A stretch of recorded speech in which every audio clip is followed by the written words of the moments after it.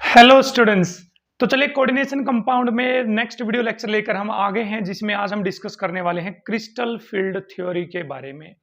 इससे पीछे वाली वीडियो में हमने वैलेंस बॉन्ड थ्योरी के बारे में पढ़ा, लेकिन उस वैलेंस बॉन्ड थ्योरी में कुछ कमियां रही। उनमें से जैसे कुछ कमियां थी कि प्रॉपर मैग्नेटिक नेचर नहीं बता पाई, वैलेंस बॉन्ड थ्योरी नहीं बता पाई थी कि कौन स्ट्रॉन्ग फील्ड लिगेंड है, कौन वीक फील्ड लिगेंड है, कब पेयरिंग होगी, कब पेयरिंग नहीं करनी है हमें। इन सब के बारे में वैलेंस बॉन्ड थ्योरी ने हमें इंफॉर्मेशन नहीं दी थी, और कई मॉलिक्यूल्स के केस में जो हाइब्रिडाइजेशन थे उसमें भी गड़बड़ थी। चले उन सभी एनोमलीज, उन सभी गड़बड़ को दूर करने के लिए हम आ गए हैं नई थ्योरी लेकर, जिसका नाम है crystal field theory.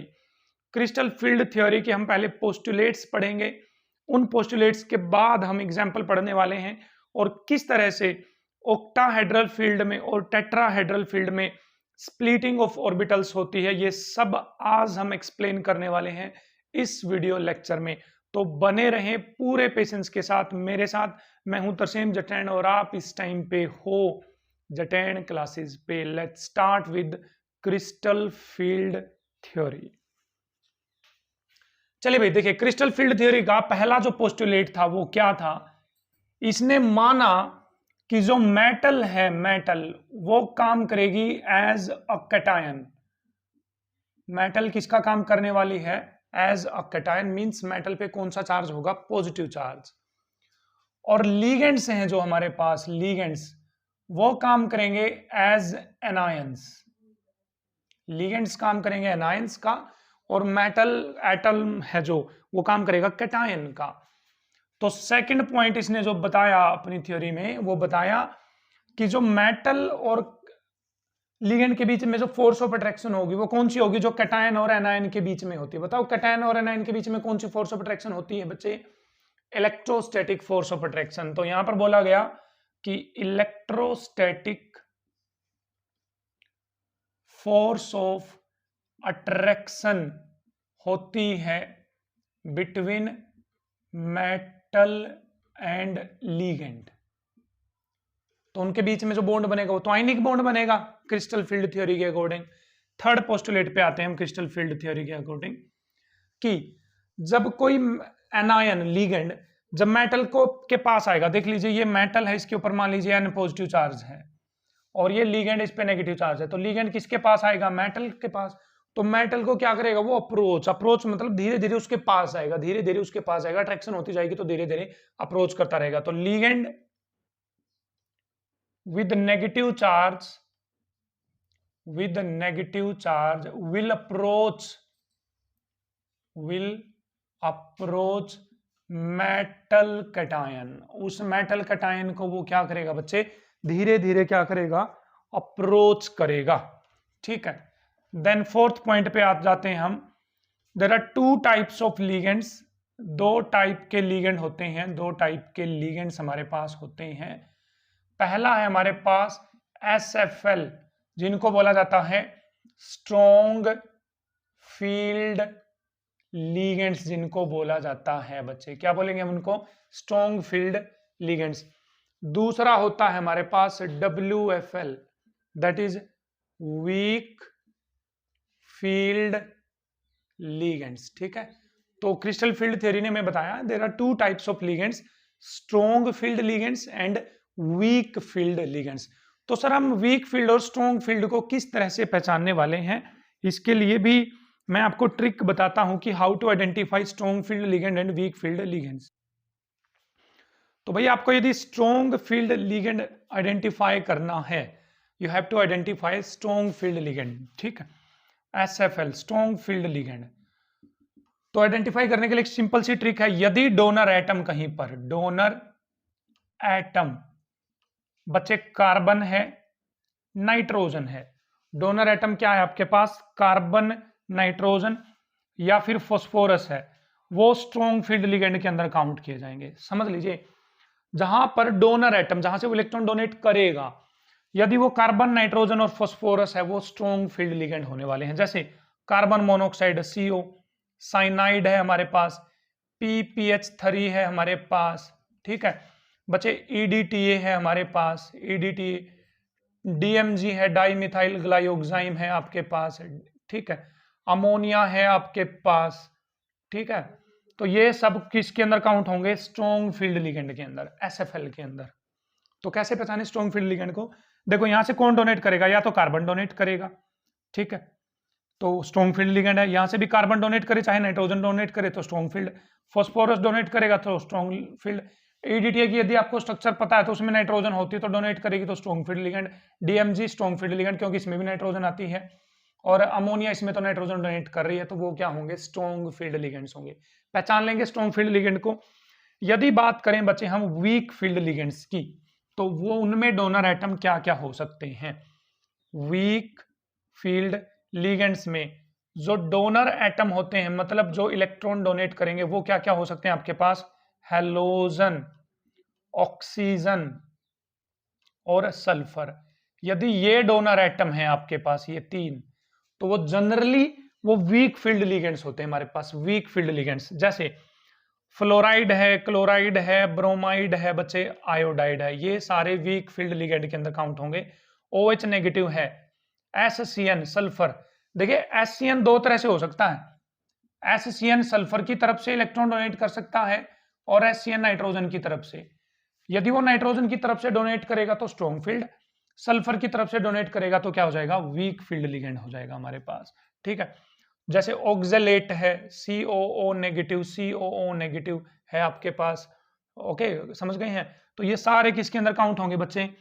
Week field ligands के अंदर काउंट होंगे। तो how to identify weak field ligand? Donor atom ये हैं तो वीक फील्ड लिगेंड होगा। देखो फ्लोरीन देगी, क्लोरीन, ब्रोमीन, ऑक्सीजन देगी, यहाँ से सल्फर देगा, यहाँ से ऑक्सीजन देगी, तो वीक फील्ड लिगेंड।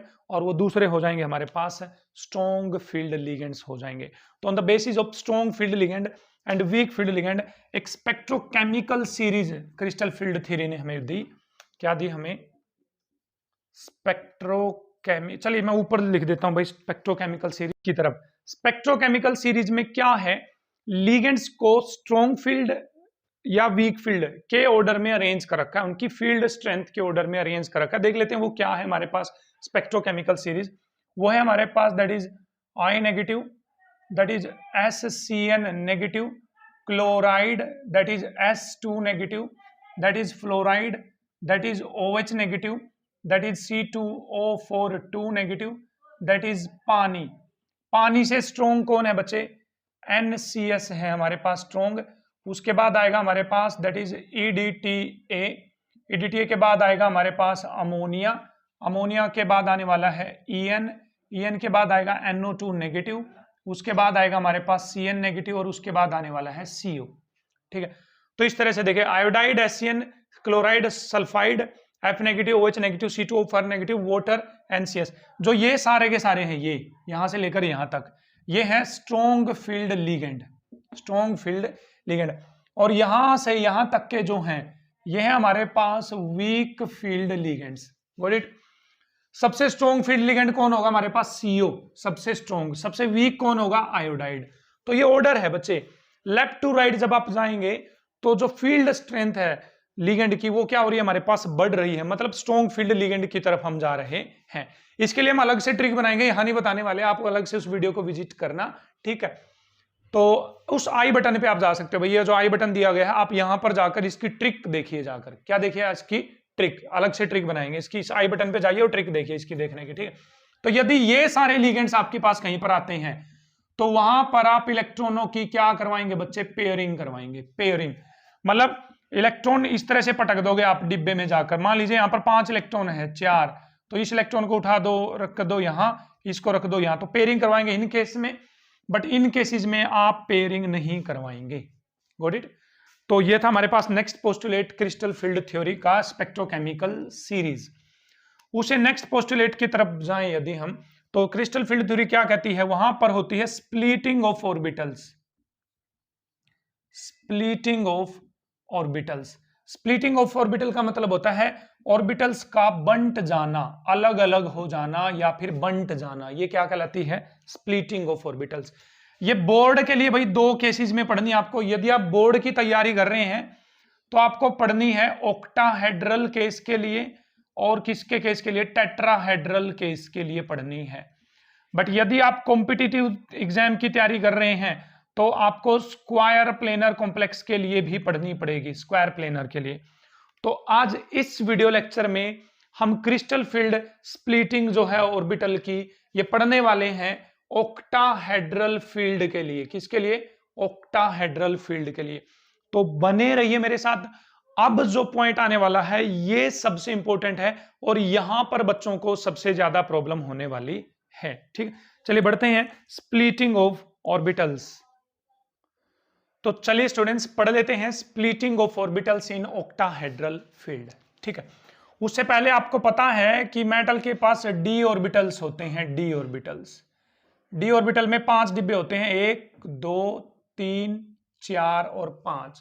पहले वाले डिब्बों को बोला जाता है डी एक्स वाई, दूसरे को बोला जाता है डी वाई जेड, तीसरे को बोलते हैं डी जेड एक्स, चौथे को बोलते हैं d x square minus y square, पांचवें को बोला जाता है डी जेड स्क्वायर। ठीक है, तो आपको इनकी शेप थोड़ी सी ध्यान में होनी चाहिए, इनकी शेप किस तरह से होती है।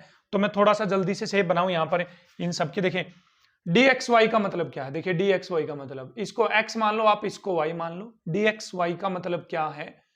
ना तो एक्स एक्सिस पे लोब आएगा ना वाई एक्सिस पे, in between x and y. देखिए in between x and y. D y z का मतलब क्या है बच्चे? इसको वाई मान लो, इसको जेड मान लो। डी वाई जेड मतलब ना वाई एक्सिस पे लोब बनाना ना जेड एक्सिस पे लोब बनाना, इनके बीच में लोब बनाएंगे आप, इनके बीच में। डी जेड एक्स का मतलब क्या है? इसको एक्स एक्सिस मान लो, इसको जेड एक्सिस मान लो। ना एक्स एक्सिस पे लोब बनाना ना वाई एक्सिस जेड एक्सिस पे, बीच में लोब बनाना है। इनकी शेप आपको ध्यान में रखनी जरूरी है। यदि आप शेप भूल गए तो मैं इनकी शेप बना रहा हूं ताकि आपको अच्छे से क्लियर हो ऑक्टाहेड्रल स्प्लिटिंग किस तरह से होती है। अब बताइए डी आगे क्या आ गया? D x square minus y square, d x square minus y square. तो इसको एक्स एक्सिस मान लो, इसको वाई एक्सिस मान लो। तो एक्स एक्सिस पे लोब बनाओगे आप, देखिए एक्स एक्सिस पे, और वाई एक्सिस पे डबल डंबल बनाओगे, लोब बनाओगे इस तरह से। ठीक है, तो ये शेप है d x square minus y square की। आगे चलते हैं डी जेड स्क्वायर, तो इसको जेड एक्सिस मान लूं तो डी जेड स्क्वायर में इसको जेड एक्सिस मान लूं तो इसकी शेप होगी कुछ इस तरह से, कुछ इस तरह से। जेड एक्सिस पे लोब है। ठीक है, तो आपको बताना है ये 5 ऑर्बिटल है मेटल के पास, क्योंकि मेटल के पास डी ऑर्बिटल तो होंगे ही होंगे। ठीक है, इन 5 ऑर्बिटल में से ये जो 2 ऑर्बिटल हैं बच्चे, ये 2 ऑर्बिटल ये कहां प्रेजेंट है? एक्सिस पे। देखो एक्सिस पर प्रेजेंट है ये 2, और ये कहां प्रेजेंट है? ये 3 डिब्बे ये हैं बच्चे इन बिटवीन एक्सिस, एक्सिस के बीच में। देखो एक्सिस के बीच में, एक्सिस के बीच में, एक्सिस के बीच में, एक्सिस पे एक्सिस पे एक्सिस पे।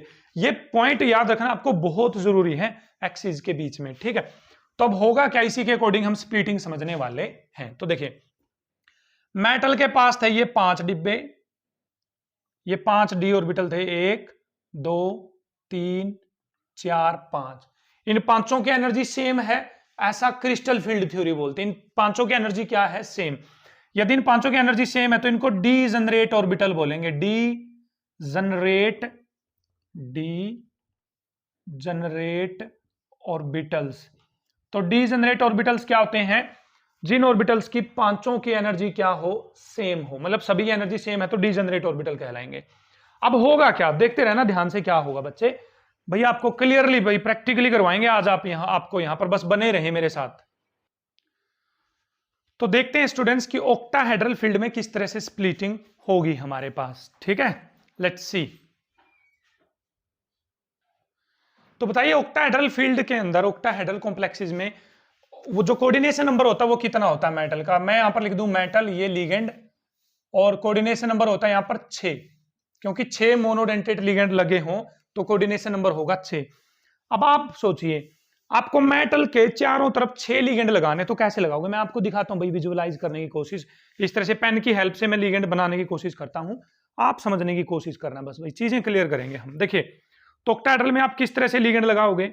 4 लिगेंड तो लगाओगे इस तरह से, देखिए कुछ इस तरह से बनाएं इसको साथ साथ में। तो देखिए कैसे लगाओगे आप? दिस इज मेटल, ये लिगेंड, ये लिगेंड, ये लिगेंड, ये लिगेंड। देखिए लग गए इस तरह से, इस तरह से लग गए। तो 2 लिगेंड्स कैसे लगाएंगे आप? देखो एक लिगेंड लगाओगे आप ऊपर, check out, check it out. देखिए एक लिगेंड लगाओगे आप ऊपर इस तरह से। ठीक है, देखिए पता नहीं भाई मैं पकड़ नहीं पा रहा हूं प्रॉपरली इनको। ठीक है, ऐसे लगाएंगे। तो 30 तो छठा लिगेंड कहां लगेगा बच्चे? छठा लिगेंड लगेगा यहां। ये लग गया भाई छठा लिगेंड। तो ये आपके पास एक ऑक्टाहेड्रल कॉम्प्लेक्स है, ऐसा मान लीजिए आप। क्या ये आपके पास देखो चारों तरफ से देखोगे तो एक जैसा दिखेगा आपको, ये ऑक्टाहेड्रल कॉम्प्लेक्स है। अब आप लोग बताओ, आप लोगों को देखना है ये ध्यान से ऑक्टाहेड्रल कॉम्प्लेक्स को। देखो ये लिगेंड कहां लगे हुए हैं, आप बताइए लिगेंड्स कहां लगे हुए हैं। इसको एक्स एक्सिस मानोगे तो ये एक्स डैश हो गई, इसको वाई एक्सिस मानोगे तो ये वाई डैश हो गई, इसको जेड एक्सिस मानोगे तो ये जेड डैश हो गई। क्या मैं ऐसा बोल सकता हूं कि ऑक्टाहेड्रल कॉम्प्लेक्सेस में जो लिगेंड्स होते हैं वो एक्सिस पे लगे होते हैं, एक्सिस पे लगे होते हैं बच्चे। कहां लगे होते हैं? एक्सिस पे। चेक कर लो, देखो लिगेंड एक्स एक्सिस पे, एक्स एक्सिस पे, वाई वाई, जेड और जेड। ठीक है, अब आप ध्यान से बताओ, यहां पर एक बात सोचकर बताओ आप लोग है, जब ये लिगेंड इस मेटल के पास आ रहा होगा, इस मेटल के, उसने क्रिस्टल फील्ड थ्योरी ने बताया था ना कि लिगेंड मेटल को अप्रोच करेगा, लिगेंड मेटल के पास आएगा। तो ध्यान से देखो, जब ये लिगेंड मेटल के पास आ रहा था इस तरह से क्लोज, तो क्रिस्टल फील्ड थ्योरी कहती है कि जो ये 6 डीजेनरेट ऑर्बिटल्स हैं, 6 डीजेनरेट ऑर्बिटल, एक बार के लिए इनकी एनर्जी बढ़ जाएगी। क्या हो जाएगी? इनकी एनर्जी बढ़ जाएगी सभी की। तो इनके एनर्जी क्या हो जाएगी बच्चे? सभी की बढ़ जाएगी। ये बढ़ गई है इनकी एनर्जी, 1 2 3 4 और 5। इस तरह से इनकी एनर्जी क्या हो जाएगी? इंक्रीज हो जाएगी, 6 5 के 5 इनकी ऑर्बिटल्स की। क्यों? ये अभी बताता हूं मैं क्यों हो जाएगी भाई, डेली लाइफ से एग्जांपल भी दूंगा मैं आपको, टेंशन मत लीजिए आप। ठीक है, बढ़ गई। अब क्या होगा कहते हैं, तो देखो कहते हैं इसको समझना, इसकी एनर्जी क्यों बढ़ेगी एक बार सोचो। एक बार मान लीजिए, मान लो ये 5 बच्चे खड़े हैं बच्चे, यहां पर 5 बच्चे खड़े हुए हैं, 1 2 3 4 5 बच्चे खड़े हुए हैं, और ये इनके डीपी सर, डीपी सर ने दूर से 5 बच्चों को देख लिया कि लड़ाई कर रहे हैं। क्या कर रहे हैं? लड़ाई। तो डीपी सर बोला, अरे 5 बच्चे रुक जाओ, एक बार वहीं पे रुक जाओ, स्टॉप स्टॉप स्टॉप स्टॉप। तो बोलो 5 बच्चे डर जाएंगे ना कि मेरे को देख लिया डीपी सर ने, मेरे को देख लिया, मेरे को पिटेंगे, मेरे को पिटेंगे, मेरे को पिटेंगे। तो 5 बच्चों डर, 5 के 5 बच्चे डर जाएंगे? नहीं डर जाएंगे। तो 5 बच्चों की एनर्जी ज्यादा हो जाएगी, नहीं हो जाएगी? उस टाइम पे 5 बच्चों की एनर्जी थोड़ी सी क्या हो जाएगी? ज्यादा हो जाएगी, क्योंकि 5 बच्चे डरे हुए हैं, सहमे हुए हैं। तो यहां क्या होगा? देखो यहां क्या होगा, ये मेटल है आपके पास, मेटल, मेटल के पास लिगेंड्स आएंगे, दूर से लिगेंड आ रहे, दूर से। तो मेटल के ऑर्बिटल क्या करेंगे? अरे लिगेंड आ रहे हैं, लिगेंड्स आ रहे हैं, तो रिपल्सन होगी, तो एक बार 5 की एनर्जी बढ़ जाएगी। रिपल्सन के कारण क्या हो जाएगी? 5 की एनर्जी बढ़ जाएगी। अब आगे देखो क्या होगा। अब डीपी सर जब इनके बहुत पास आ गए, इनके पास आ गए डीपी सर, कहां आ गए? इनके पास। तो डीपी सर पता क्या बोले कि ये 2 बच्चे रुक जाओ, बस ये 2 बच्चे क्या हो जाओ? रुक जाओ, ये 3 चले जाओ। इन 2 ने गड़बड़ करी है कुछ ना कुछ, तो बताओ इन 2 की एनर्जी तो और भी ज्यादा हाई हो जाएगी। सोचो इन 2 की एनर्जी क्या हो जाएगी? और भी ज्यादा हाई। ये 2 तो ऊपर चले जाएंगे, मतलब हाई एनर्जी पे चले जाएंगे, देखो हाई एनर्जी पे। लेकिन ये 3 क्या बोलेंगे? आहा बच गए भाई, बच गए, डीपी सर से बच गए। वो रिलैक्स हो जाएंगे, तो वो लो एनर्जी पे आ जाएंगे। कहां जाएंगे? लो एनर्जी पे आ जाएंगे। इसी को स्प्लिटिंग बोलते। पहले 5 इकट्ठे थे और लड़ाई कर रहे थे, फिर 5 को डीपी सर ने देखा, डर गए, 5 की एनर्जी बढ़ गई। फिर डीपी सर और पास आए, तो वो बोले ये 2 बच्चे रुक जाओ, उनकी एनर्जी और भी ज्यादा बढ़ गई, और जो बच्चे बच गए उनकी एनर्जी क्या हो गई? कम। इसको बोला जाएगा स्प्लिटिंग बच्चे। क्या बोला जाएगा? स्प्लिटिंग। ठीक है, तो अब यहां पर देखते हैं स्प्लिटिंग किस तरह से होगी। तो पहले मेटल के जो डी ऑर्बिटल थे उनके पास लिगेंड्स आ रहे थे दूर से, दूर से। तो 5 ऑर्बिटल को लगा कि हमारी एनर्जी बढ़ गई है, रिपल्सन होगी अब, तो 5 की एनर्जी बढ़ गई। लेकिन अभी अभी आपने बोला कि मेटल के पास जो लिगेंड है वो कहां से आएंगे बच्चे? एक्सिस पे से। एक्सिस, चाहे एक्स एक्सिस पे से आए, चाहे वाई पे से, चाहे जेड पे से आएंगे, तो एक्सिस पे से। अब बताओ एक्सिस पे इन पे से कौन से ऑर्बिटल प्रेजेंट है? ये 2 ऑर्बिटल एक्सिस पे है या नहीं है? सोचो, थोड़ा सा क्या लगाइए आप? दिमाग, दिमाग। ये 2 ऑर्बिटल कहां पर है?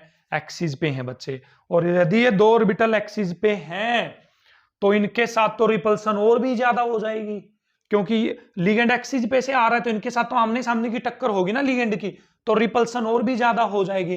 तो बताइए ये वाले 2 ऑर्बिटल कौन से थे? मैंने पीछे बनाए थे, तो ये वाले 2 ऑर्बिटल थे, ये वाले। तो इनकी एनर्जी क्या हो जाएगी बच्चे? और भी बढ़ जाएगी, इन 2 की एनर्जी और भी ज्यादा बढ़ जाएगी। और ये 3 क्या हो जाएंगे? रिलैक्स। अरे बच गए, लिगेंड तो यहां से जाएगा, देखो यहां से एक्सिस पे से जाएगा, और हम कहां बैठे हुए? एक्सिस के बीच में। बच गए, बच गए, रिपल्सन नहीं होगी। तो ये 3 कहां पर आ जाएंगे हमारे पास? नीचे आ जाएंगे बच्चे। 3 कहां पर आ जाएंगे, नीचे। ओक्टाहेड्रल के केस में ऐसा होगा। किस केस में ऐसे होने वाला है, ओक्टाहेड्रल के केस में। तो ये कौन से ऑर्बिटल हैं बच्चे, डीजनरेट ऑर्बिटल हैं। पांचों की एनर्जी ये भी सेम है तो ये भी डीजनरेट है, बट यहां पर अब क्या हो गई है, स्प्लिटिंग हो गई है, स्प्लिटिंग। तो ओक्टाहेड्रल के केस में आपको ये ध्यान में रखना है कि 3 नीचे क्यों आए हैं, 2 ऊपर क्यों गए हैं। 3 नीचे इसलिए आए हैं क्योंकि ओक्टाहेड्रल केसेस में लिगेंड कहां से आएंगे, एक्सिस के ऊपर से आएंगे। जो एक्सिस पे लिगेंड होंगे उनके साथ रिपल्सन ज्यादा होगी तो वो ऊपर चले जाएंगे, और जो एक्सिस पे नहीं है लिगेंड और वो कहां पर आ जाएंगे, नीचे आ जाएंगे, क्योंकि उनकी एनर्जी कम हो जाएगी, क्योंकि रिपल्सन क्या होगी उनके साथ, कम होने वाली है।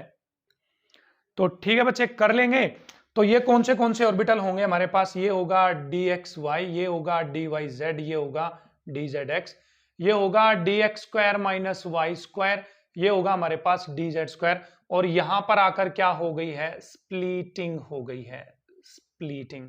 ठीक है, तो देखिए सेंटर में तो ये जुगाड़ है, ये इससे ऊपर कितनी स्प्लिटिंग हुई है और इससे नीचे कितनी स्प्लिटिंग हुई, तो ये एनर्जी का डिफरेंस ही तो है। इसको बोला जाएगा बच्चे बेरी सेंटर। क्या बोलेंगे हम इसको, बेरी सेंटर।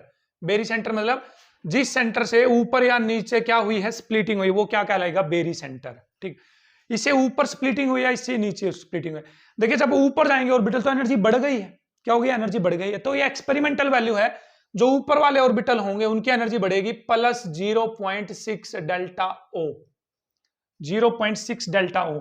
डेल्टा ओ का मतलब है यहां पर बच्चे ओक्टाहेड्रल, डेल्टा का मतलब energy, change in energy. Octahedral field में चेंज इन एनर्जी कितना है, प्लस 0.6। जो नीचे वाले ऑर्बिटल आएंगे इनकी जो एनर्जी में डिक्रीमेंट आएगा, कम होगी ना इनकी एनर्जी, तो वो हो जाएगी माइनस के 0.4 डेल्टा ओ। ये आपको याद रखना है। जो नीचे वाले 3 ऑर्बिटल बचे हुए हैं इनको बोला जाएगा बच्चे T2G ऑर्बिटल्स। क्या बोलेंगे, T2G orbitals, that is triply degenerate. Triply degenerate का मतलब होता है ट्रिपली मैंने 3, डिजनरेट मैंने सेम एनर्जी, तो इन तीनों की एनर्जी क्या है, सेम है। इनको बोला जाएगा बच्चे T2G इजी ऑर्बिटल्स। इजी का मतलब है डबली डिजनरेट, डबली मैंने 2, डिजनरेट मैंने सेम एनर्जी, इन 2 की एनर्जी सेम है। ये वैल्यू आपको क्या रखनी है, याद रखनी है। ठीक है, अब आगे आओ। जितना स्ट्रॉन्ग फील्ड लिगेंड होगा, जितना स्ट्रॉन्ग फील्ड लिगेंड होगा, तो ये जो स्प्लिटिंग है बच्चे, ये स्प्लिटिंग देखिए, ये जो टोटल स्प्लिटिंग है ये उतनी ही ज्यादा होती जाएगी। और स्ट्रॉन्ग फील्ड आएगा तो और स्प्लिटिंग ज्यादा हो जाएगी, और भी नीचे चला जाएगा। ठीक है, और ज्यादा स्प्लिटिंग आ जाएगी। तो जितना ज्यादा स्ट्रॉन्ग फील्ड लिगेंड होगा, ये जो गैप है उतना ही बढ़ता रहेगा। लेकिन ये गैप उतना ही रहेगा, देखो ये वाला गैप इतना ही रहेगा, टोटल गैप बढ़ता रहेगा। और ये जो एवरेज डिक्रीमेंट या इंक्रीमेंट है, ये वाला गैप क्या रहने वाला है, सेम रहने वाला है। टोटल जो गैप है वो क्या हो जाएगा, बढ़ जाएगा। तो समझ गए हैं, crystal field theory of octahedral के केसेस में पहले डिजनरेट ऑर्बिटल होंगे, फिर सभी की एनर्जी बढ़ेगी, फिर स्प्लिटिंग होगी। क्यों, एक्सिस पे जो है वो ऊपर चले जाएंगे, जो बिना एक्सिस है वो कहां आ जाएंगे, नीचे आ जाएंगे। और एनर्जी का गैप आपको याद रखना, ऊपर वाले है 0.6 डेल्टा ओ, नीचे वाले रहेंगे माइनस 0.4 डेल्टा ओ। चलिए इससे रिलेटेड कुछ प्रॉब्लम्स कर लेते हैं, किस तरह से आपसे क्वेश्चंस पूछे जाएंगे। तो चलिए स्टूडेंट्स, क्रिस्टल फील्ड स्प्लिटिंग के अकॉर्डिंग इनकी CFSE कैलकुलेट करने की कोशिश करते हैं। सभी में ओक्टाहेड्रल फील्ड है भाई, ओक्टाहेड्रल फील्ड। D1 का मतलब है D ऑर्बिटल में सिर्फ 1 इलेक्ट्रॉन है, इसकी CFSE कैलकुलेट करो। बताओ ओक्टाहेड्रल में क्या होता था, 3 नीचे होते थे और 2 कहां थे हमारे पास, ऊपर। 1 इलेक्ट्रॉन फिल करना, वो तो 1 इलेक्ट्रॉन यहां फिल करा जाएगा नीचे, कोई दिक्कत नहीं है, यहां तक तो कोई प्रॉब्लम नहीं है। स्प्लिटिंग होने के बाद का केस लिख रहा हूं। बताओ नीचे वाले की एनर्जी कितनी थी, माइनस 0.4। अब इलेक्ट्रॉन कितने नीचे, 1, तो 1 से मल्टीप्लाई कर दो, तो आंसर आ गया माइनस 0.4 डेल्टा ओ। ये आंसर आ गया। चलिए D2 की एनर्जी कैलकुलेट करते हैं। ऑक्टाहेड्रल फील्ड है तो 3 डिब्बे कहां आएंगे बच्चे, नीचे, 2 डिब्बे कहां रहेंगे, ऊपर। तो 2 इलेक्ट्रॉन को भरो, 1, 2 इलेक्ट्रॉन भर दिए, तो स्प्लिटिंग हो गई। यहां से ये स्प्लिटिंग, नीचे की एनर्जी कितनी थी, माइनस के 0.4, इलेक्ट्रॉन कितने नीचे, 2, तो आंसर आ जाएगा माइनस के 0.8 डेल्टा ओ। ये आ गई CFSE की वैल्यू। CFSE मतलब क्रिस्टल फील्ड स्टेबलाइजेशन एनर्जी, या क्रिस्टल फील्ड स्प्लिटिंग एनर्जी भी कई बार लोग बोल देते हैं। D3 की ओर निकालो बच्चे, D3। तो D3 में भी ऑक्टाहेड्रल फील्ड है तो 2 ऊपर रहेंगे, 3 डिब्बे कहां रहेंगे बच्चे, नीचे रहेंगे। तो 1 इलेक्ट्रॉन यहां, 1 इलेक्ट्रॉन यहां, 1 इलेक्ट्रॉन यहां, तो आ गया D3। तो 3 इलेक्ट्रॉन है, 1 इलेक्ट्रॉन की एनर्जी कितनी जाएगी, माइनस 0.4, तो माइनस का 1.2 हो गया है बच्चे। कितना हो गया? माइनस का 1.2। तो इस तरह से CFSE कैलकुलेट कर लेंगे। D4 में चेक करते हैं। अब D4 में दो केसेस होंगे हमारे पास। देखिए, एक केस तो है बच्चे ये, और एक केस है हमारे पास ये। एन इलेक्ट्रॉन में फिल कर रहा हूं एक बार, इसको मिटा दे रहा हूं यहां से। देखिए, D4 में दो केसेस होंगे हमारे पास। किस तरह से? देखो, या तो 4 इलेक्ट्रॉन मैं ऐसे भर दूं, 1 2 3 और 4, या मैं 4 इलेक्ट्रॉन ऐसे भर दूं, 1 2 3 4। अब देखो, ध्यान से देखो, यदि आपने ऐसे इलेक्ट्रॉन भरा है, ऐसे इस तरह से, मतलब एक इलेक्ट्रॉन आप ऊपर ले गए, तो क्या यहां पेयरिंग हुई? नहीं हुई। तो इसका मतलब ये वीक फील्ड लिगेंड है। कैसा लिगेंड है? इस केस में वीक फील्ड लिगेंड। ठीक है, जब भी वीक फील्ड लिगेंड होगा आपके पास, तो उस टाइम पे पेयरिंग नहीं होगी, पहला पॉइंट। दूसरा, जब जब वीक फील्ड लिगेंड होगा तो हाई स्पिन कॉम्प्लेक्स बनेगा आपके पास, हाई स्पिन। अब हाई स्पिन का क्या मतलब है? देखो, यदि इलेक्ट्रॉन पेयर होंगे तो ये एक दूसरे की स्पिन को काट देंगे। देखो, इसकी +1/2 स्पिन, इसकी -1/2 स्पिन, तो कट गई, 0 होगी स्पिन। तो यदि हाई स्पिन कॉम्प्लेक्स दे रखा है तो इसका मतलब है पेयरिंग नहीं करवानी है आपको, वो वीक फील्ड लिगेंड है। क्या है वो बच्चे? वीक फील्ड लिगेंड है। समझ गए हैं? ठीक। दूसरे केस में यदि पेयरिंग हुई है इलेक्ट्रॉन की, देखो पेयरिंग हुई, चौथा इलेक्ट्रॉन ऊपर नहीं गया, पेयर हो गया, तो इसका मतलब बच्चे स्ट्रॉन्ग फील्ड लिगेंड है। और स्ट्रॉन्ग फील्ड लिगेंड होगा तो स्पिन कैंसिल हो जाएगी, तो पेयरिंग होगी। आप क्या करवाएंगे? पेयरिंग करवाएंगे। तीसरा केस, पेयरिंग करवाएंगे तो कॉम्प्लेक्स कैसा बनेगा आपके पास? लो स्पिन कॉम्प्लेक्स बनेगा। देखो, लो स्पिन है ना, ये कट गई, इसकी स्पिन एक दूसरे को कैंसिल कर रही है, तो लो स्पिन। तो दो तरह से क्वेश्चन में आपको गिवन होगा कि लो स्पिन कॉम्प्लेक्स है या स्ट्रॉन्ग फील्ड लिगेंड है या वीक फील्ड लिगेंड है, या नहीं भी दे रखा तो आप स्पेक्ट्रोकेमिकल सीरीज से, किसे? स्पेक्ट्रोकेमिकल सीरीज से पहचान लेंगे कि स्ट्रॉन्ग फील्ड है, वीक फील्ड है। स्ट्रॉन्ग फील्ड के केस में आप पेयरिंग करवा दोगे, वीक फील्ड के केस में आप पेयरिंग नहीं करवाएंगे। तो इसकी दो तरह से CFSE निकलेगी। अब एक बार वीक फील्ड लिगेंड है तो CFSE निकलेगी। तो ऊपर एक इलेक्ट्रॉन गया, ऊपर की एनर्जी कितनी थी? 0.6 प्लस, नीचे 3 इलेक्ट्रॉन आए, नीचे की एनर्जी कितनी थी? -0.4, -0.4। तो ये हो गया बच्चे 0.6 माइनस 1.2, तो -0.6 डेल्टा O आ गया आपके पास। ठीक है, इसकी निकाली CFSE। नीचे कितने इलेक्ट्रॉन आए हैं? 4, नीचे की एनर्जी -0.4, तो -1.6 आ गया है। क्या आ गया है? -1.6। क्लियर है आपको? ठीक है, चलिए D4 के बाद बढ़ते हैं D5 पे। D5 पे, तो D5 में आपके पास वही रहेगा, 3 रहेंगे नीचे, 2 रहेंगे ऊपर, 3 रहेंगे नीचे, 2 रहेंगे ऊपर। तो या तो 5 इलेक्ट्रॉनों को ऐसे भर दो, 1 2 3 4 5। बताओ, पेयरिंग नहीं करवाई, इसका मतलब यहां पर कौन सा लिगेंड है? वीक फील्ड लिगेंड है। अब आइए यहां पर पेयरिंग करवाओ, 1 2 3 4 5। पेयरिंग करवाओगे तो इसका मतलब कौन सा लिगेंड है? स्ट्रॉन्ग फील्ड लिगेंड है। और यदि वीक फील्ड लिगेंड है, क्या है आपके पास? वीक फील्ड लिगेंड, तो क्या बनेगा आपके पास? High spin complex, high spin complex. यदि स्ट्रॉन्ग फील्ड लिगेंड है तो क्या बनेगा आपके पास? Low spin complex, low spin complex. अब CFSE कैलकुलेट कर लो, बताइए ऊपर कितने इलेक्ट्रॉन गए बच्चे? 2 इंटू में कितना आएगा आपके पास? 0.6 प्लस नीचे कितने इलेक्ट्रॉन आए? 3 इंटू में -0.4, तो यहां से कितना आ गया? 1.2 प्लस यहां से कितना आ गया? -1.2। तो CFSE कितनी निकल के आई? 0। कितनी निकल के आई है? 0। यहां कैलकुलेट करिए CFSE। 2 2 4 और 1 5, 5 इंटू -0.4, तो कितना हो जाएगा? 2.0 माइनस के डेल्टा O। अब क्लियर है बच्चे कि हाई स्पिन कॉम्प्लेक्स है तो पेयरिंग नहीं करवानी, लो स्पिन कॉम्प्लेक्स है तो पेयरिंग करवानी है, स्ट्रॉन्ग फील्ड लिगेंड है तो पेयरिंग करवानी है, वीक फील्ड लिगेंड है तो पेयरिंग नहीं करवानी है।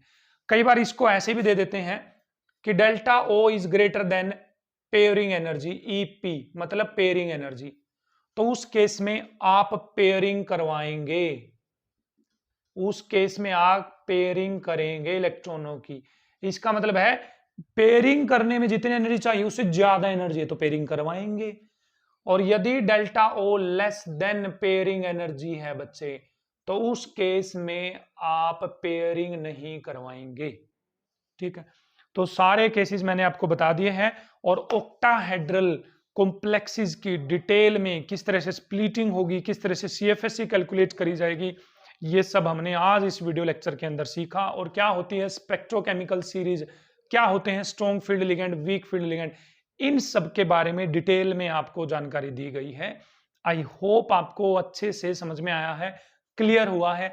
यदि प्रॉपरली आपको समझ में आ गया है तो भी वीडियो को जरूर शेयर करें अपने दोस्तों के साथ, ताकि वो भी केमिस्ट्री को एंजॉय कर सकें। मिलते हैं नेक्स्ट वीडियो लेक्चर में, जहां पर हम स्प्लिटिंग ऑफ ऑर्बिटल्स पढ़ने वाले हैं टेट्राहेड्रल और स्क्वायर प्लेनर के केसेस में। तब तक के लिए देखते रहें ज़ेटेन क्लासेस।